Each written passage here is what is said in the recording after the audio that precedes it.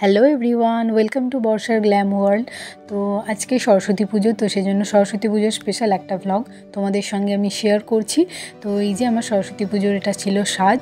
তো বাড়িতেই ছিলাম সরস্বতী পুজোর দিন সারাদিনটা, তো কীভাবে কাটালাম সেটাই তোমাদের সঙ্গে শেয়ার করব। তো এই যে দেখো, এটা আমার সাজ ছিল হলুদ শাড়ি আর কিছু গয়না পরেছিলাম, ব্যাস। আর চুলটা জাস্ট এমনি গার্ডার দিয়ে এঁটেছিলাম, ঠোঁটে একটু লিপ টিন্ট লাগিয়েছিলাম, ব্যাস, আর কিছু সাজিনি। তো যেহেতু বাড়িতেই ছিলাম সেজন্য সেভাবে কিছু করা হয়নি, শুধু একটু কিছু জুয়েলারি এইসব কিছুই পরেছিলাম। তো চলো দেখতে থাকো আমি সারাদিন কি করলাম। তো ফার্স্টেই দেখিয়ে নিই তোমাদেরকে, এই যে এটা ছিল বাড়ির ঠাকুর মা সরস্বতী। তো এই যে এখানে সমস্ত জোগাড় জাতি সবে শুরু হয়েছে, এখনও অনেক কিছু জোগাড় বাকি আছে। তো সবটা তোমাদের সঙ্গে অল্প অল্প করে আমি শেয়ার করার চেষ্টা করেছি।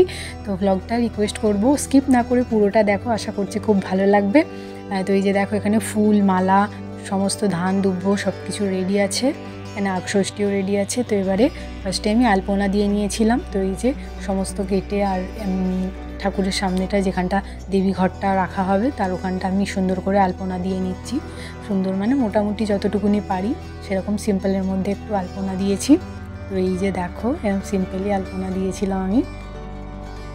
তারপরে এই যে এখানে পাশে সমস্ত কিছু ফল যা কিছু কাটা হবে ঠাকুরকে দেওয়া হবে, প্রসাদ সব কিছুই রেডি আছে। তো তারপরে ফলগুলো ছিল, কিছু ফল কেটে নিয়েছিলাম, তো এখানে আমি কাটতে বসেছি। তো ফলগুলো কাটা হয়ে গেছে, একটা আর অল্পই বাকি আছে কাটা। তো ফলগুলো কেটে নিয়ে তারপরে ব্রাহ্মণ ঠাকুর আসলে তারপরে পুজোটা শুরু হবে, অঞ্জলি হবে, সমস্ত কিছুই তোমাদের সঙ্গে শেয়ার করব। তো এই যে দেখো, এরা সব দাদার স্টুডেন্ট হয়, তো সকলে এসেছে।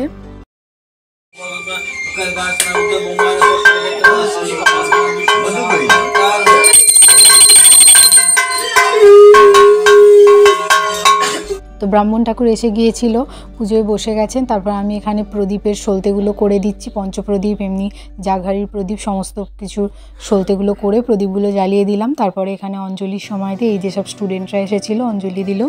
তারপর সকলের লাস্টে আমি দিলাম, আর এই যে ঠাকুমা দিয়েছিল, আমরা লাস্টে অঞ্জলিটা দিয়ে নিলাম।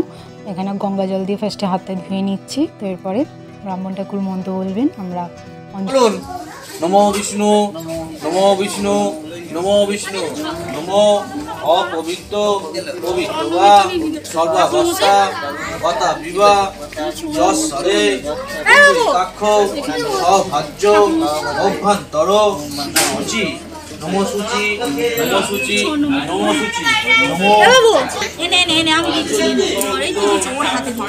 পুজো যুগ শোভিত আহারে বিনারঞ্চিত হস্তে ভগবতী ভাবী দেবী বাকি আছে।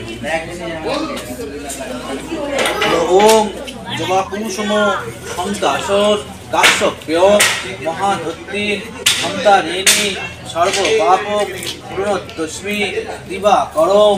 ওম জয় জয় দেবী চরাচর সারে উচ্চযুগ শোভিত মুক্তাহারে বিনারঞ্চিত পুস্তক হস্তে ভগবতী ভারতী দেবী নমস্তুতে।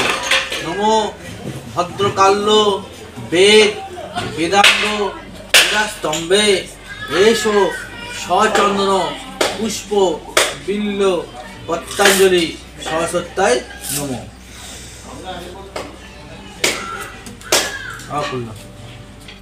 সারে উচ্চযুগ শোভিত মুক্তাহারে বিনারঞ্চিত পুস্তক হস্তে ভগবতী ভারতী দেবী নমস্তুতে। নমো ভদ্রকাল্য বেদ বেদান্ত বেদাস্তম্ভে এসো সচন্দন পুষ্প বিল্ল পত্তাঞ্জলি সরস্বত্যায় নমো।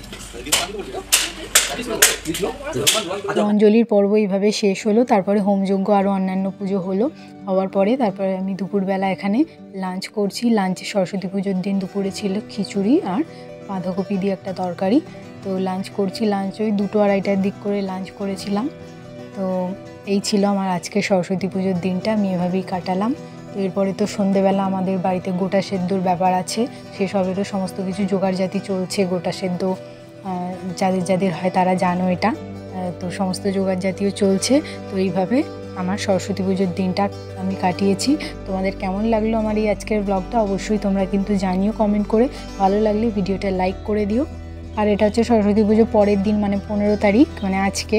তো এটা হচ্ছে আজকে সকালে এখানে সুতো কাটা হচ্ছে, তো সেজন্য তার আগে পুজো হলো, আরতি টারতি হলো। তো এখানে আজকেই সরস্বতী পুজোর সুতো কাটা হবে। তো কাটা হওয়ার পরে, যেহেতু আজকে বৃহস্পতিবার ছিল, তো সেজন্য বিসর্জন হবে না, কালকে হবে, শুক্রবার দিন হবে। তো এই যে এখানে আরতি হচ্ছিল, আমি শাঁখ নিয়ে বসেছিলাম, পাশে ও ছিল আমার দেওর, ও ঘন্টা বাজাচ্ছিল। তো আমরা এইভাবে সরস্বতী পুজোটা কাটালাম। তো এই যে এখানে দধিকর্মার সমস্ত আয়োজন আছে, পুজো হওয়ার পরে শেষে সুতো কাটা হবে, আমরা প্রণাম করে নিয়ে তারপরে এখানে প্রসাদ সকলকে দেব। তো এইভাবে আমার সরস্বতী পুজোটা কাটলো।